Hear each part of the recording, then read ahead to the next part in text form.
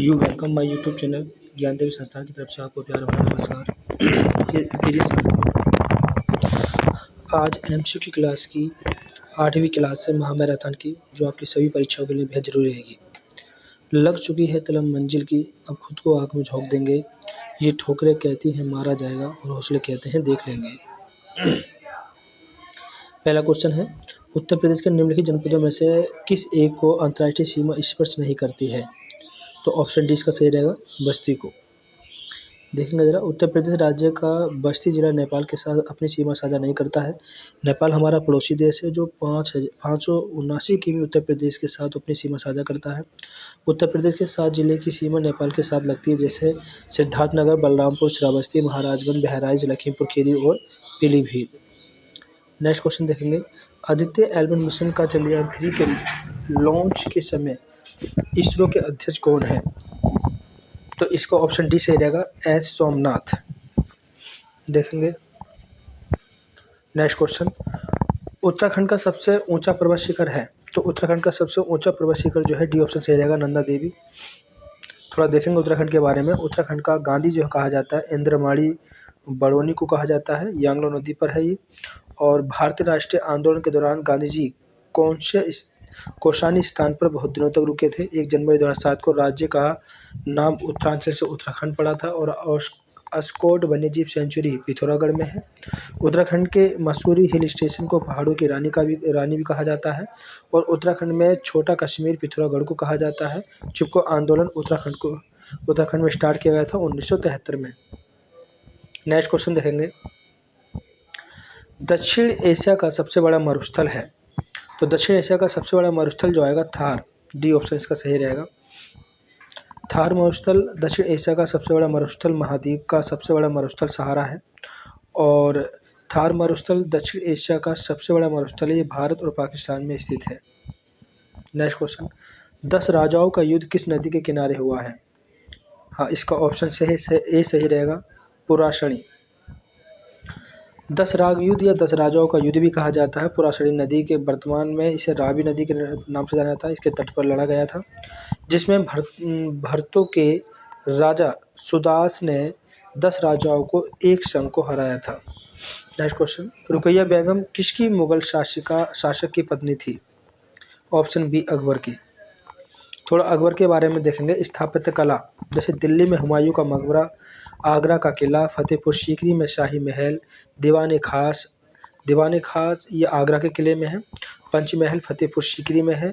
बुलंद दरवाज़ा फतेहपुर सीकरी में है, ये 1601 में गुजरात विजय के उपलक्ष्य में बनवाया गया था। जोधाबाई महल ये भी फतेहपुर सीकरी में है। इलाहाबाद का किला और लाहौर का किला, ये सभी का सभी निर्माण करने वाला अकबर था। फैजी अकबर का राजकवि पद था। और अकबरनामा ग्रंथ अबुल फजल ने लिखा है। बीरबल की हत्या यूसुफजाइयों के विद्रोह के कारण हुई है। अनुवाद विभाग की स्थापना अकबर ने करवाई है, जिसमें रामायण और महाभारत जैसी 2 पुस्तकों का फारसी में अनुवाद करवाया है, जैसे नकीम खान ने किया है, बदायूं ने किया है और शेख सुल्तान ने भी किया है। लेकिन इन किताबों का नाम जो दिया गया है, रजमनामा, युद्धों की पुस्तक। अकबर के काल को हिंदी साहित्य का स्वर्णकाल भी कहा जाता है। नेक्स्ट क्वेश्चन देखेंगे, दादा साहेब फाल्के पुरस्कार की शुरुआत कब हुई है? तो 1969 में, इसका सी ऑप्शन सही है। 1969 में इसे शुरू में प्रस्तुत किया गया था। भारतीय फिल्म में दादा साहेब फाल्के के योगदान के सम्मान में भारत सरकार द्वारा इस पुरस्कार की स्थापना की गई थी। भारत में बनी पहली पूर्ण लंबाई वाली फीचर फिल्म फाल्के 1870 से 1944 द्वारा निर्देशित की गई थी और इसका शीर्षक राजा हरिश्चंद्र 1913 था। नेक्स्ट क्वेश्चन देखेंगे, निम्नलिखित धार्मिक समुदायों पर विचार कीजिए। सिख, बौद्ध, जैन, फारसी, इनमें अल्पसंख्यकों का दर्जा किसे मिला हुआ है? तो ये सभी के सभी को मिला हुआ है, डी ऑप्शन सही है इसका। देखेंगे ज़रा, यह है NCMEI अधिनियम 2004 मुस्लिम, ईसाई, सिख, बौद्ध, फारसी और जैन के तहत सरकार द्वारा अधिसूचित 6 धार्मिक समुदाय के आधार पर शैक्षणिक संस्थानों को अल्पसंख्यक का दर्जा देता है। कहने का मतलब कि हमारे भारत में अगर 8% से नीचे कोई भी कास्ट है तो अल्पसंख्यक में आती है, और 8% से ऊपर होती है तो बहुलक में आती है। नेक्स्ट क्वेश्चन देखेंगे, स्वस्थ मानव के शरीर में रक्त की कुल मात्रा कितनी होती है? तो स्वस्थ मानव के शरीर में जो रक्त की मात्रा होती है शरीर के कुल वजन का 7%, मतलब सी ऑप्शन इसका सही रहेगा। थोड़ा मानव रक्त के बारे में और देखेंगे। मानव रक्त जो है, रक्त एक तरल है, संयोजी ऊतक है एक प्रकार का, और रक्त की मात्रा मानव शरीर के भार का लगभग 7% है। यहीं से क्वेश्चन पूछा गया है।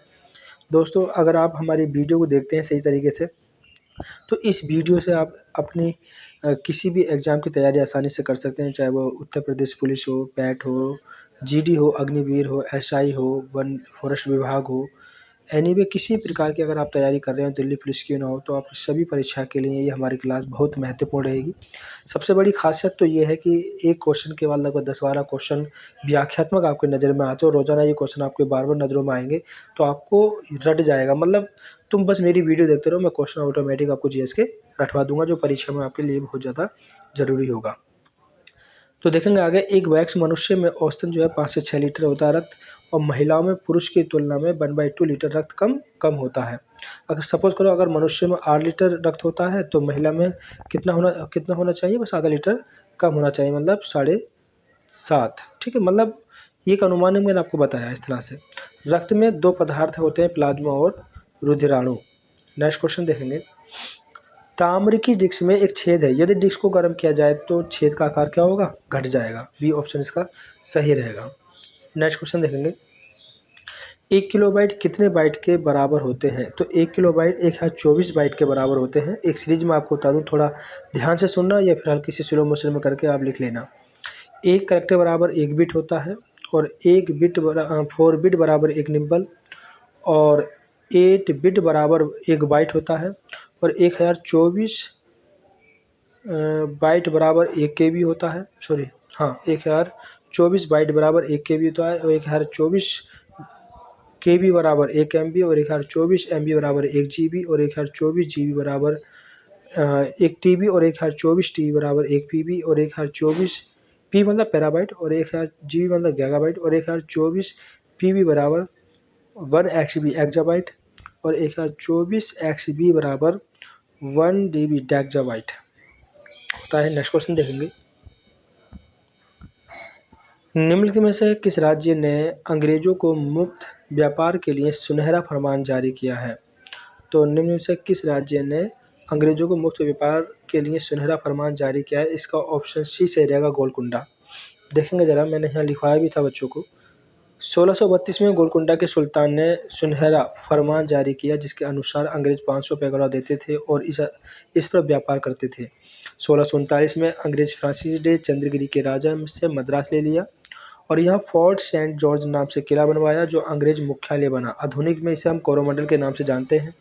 1661 में पुर्तगालियों ने कैथरीन ऑफ ब्रैगंजा का विवाह ब्रिटेन के चार्ल्स सेकंड से करके बम्बई दहेज में दे दिया, लेकिन चार्ल्स सेकंड ने 10 पाउंड वार्षिक कर के बदले बम्बई ईस्ट इंडिया कंपनी को दे दिया।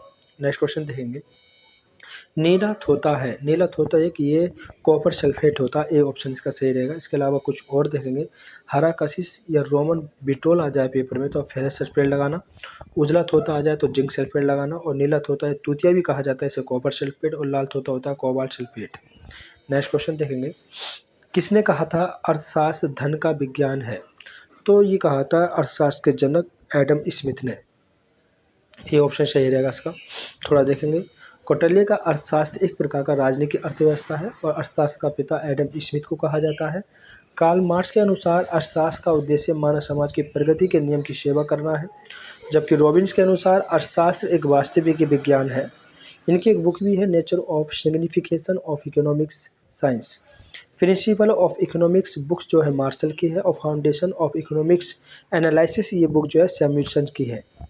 नेक्स्ट क्वेश्चन देखेंगे, आईसीसी महिला टी20 विश्व कप 2023 का आयोजन कहाँ हुआ है? तो आईसीसी महिला टी20 विश्व कप 2023 का आयोजन जो हुआ है दक्षिण अफ्रीका में हुआ है। ए ऑप्शन इसका सही रहेगा। देखेंगे इसके बारे में थोड़ा। इंटरनेशनल क्रिकेट काउंसिल ने अगले साल के शुरुआत में होने वाले महिला टी20 वर्ल्ड कप का शेड्यूल जारी कर दिया है, और ये टूर्नामेंट साउथ अफ्रीका की मेजबानी में खेला जाएगा। ये वर्ल्ड कप 10 से 26 फरवरी तक होगा। नेक्स्ट क्वेश्चन देखेंगे, 2011 की जनगणना भारतीय जनगणना इतिहास की कौन सी जनगणना है? बताइए इसका आंसर क्या रहेगा। कम से कम एक काम करिए कि ऐसे क्वेश्चन को पूछ करके अपना दिमाग लगाया करो कि इसका ऑप्शन कौन सा होगा, और यदि आप उसके बाद तुरंत वीडियो जैसे प्ले कर देंगे तो आपको पता लग जाएगा इसका आंसर कौन सा है। इससे आपकी बुद्धि का परीक्षण हो सकता है। तो इसका ऑप्शन सी सही रहेगा 15वीं। और यदि क्वेश्चन में ये आ जाता कि आज़ादी के बाद, तो 7वीं इसका ऑप्शन सही होता, 7वीं। ठीक है, सी ऑप्शन यहाँ पे सही है इस क्वेश्चन का आंसर। देखें ज़रा थोड़ा, भारत में शहरीकरण का स्तर, जिसे आर्थिक विकास का सूचकांक भी माना जाता है, 2001 में 27.81% से बढ़ाकर 2011 की जनगणना में 31.16% तक हो गया है। 2011 की जनगणना में शहरीकरण के उच्चतम स्तर पर दिल्ली रैंक 1 पर है, और जनसंख्या के उच्चतम घनत्व के राज्य बिहार 1102, और जनसंख्या के निम्नतम घनत्व के साथ राज्य अरुणाचल प्रदेश 17, और उच्चतम प्रजनन दर वाला राज्य जो है मेघालय है। स्वतंत्रता के बाद जनगणना 2011 7वीं जनगणना थी, और कुल मिलाकर 15वीं जनगणना थी। अगर क्वेश्चन में स्वतंत्रता के बाद पूछे 7वीं लगाना है, और यदि स्वतंत्रता के बाद ना पूछे तो अपन को 15वीं लगाना है।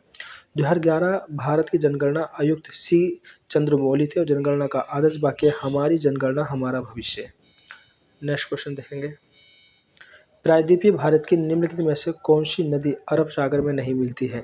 तो अरब सागर में जो नहीं मिलती है वो कावेरी नदी है, बी ऑप्शन का सही रहेगा। थोड़ा कावेरी के बारे में देखेंगे। इसका उद्गम ब्रह्मगिरी की पहाड़ी कुर्ग जिले से हुआ है। मुहाना संगम बंगाल की खाड़ी, और लंबाई इसकी 800 किलोमीटर है। इसे दक्षिण भारत की गंगा का भी कहा जाता है। इसकी सहायक नदियां बाएं तट से हेमावती, सिमसा और अर्कावती, दाएं तट से हैं काविनी, भाविनी, मागेरी और हिंद। ठीक है प्रिय दोस्तों, आज की क्लास में इतने था, और आपसे रिक्वेस्ट है कृपया करके जिन्होंने हमारा चैनल सब्सक्राइब नहीं किया वो चैनल सब्सक्राइब करें, और जिन्होंने चैनल सब्सक्राइब किया ये हमारी वीडियो आगे अपने दोस्तों तक भेजें, बताएं कि चैनल को सब्सक्राइब करें। इस वीडियो पर रोज़ाना ऐसी जीएस से संबंधित आपको रोज़ाना एक क्लास मिलती रहेगी। उसके अलावा एक एच डी यादव का मैथ भी चालू कर दिया है, जिसमें पूरी नंबर सिस्टम से लेकर एडवांस तक पूरा मैथ आपको कराया जाएगा। आपसे रिक्वेस्ट है हमारे चैनल को सब्सक्राइब करें, लाइक करें, और आगे इस वीडियो को शेयर करें, और कमेंट करके बताएं ये वीडियो आपको कैसे लगी। जय हिंद, जय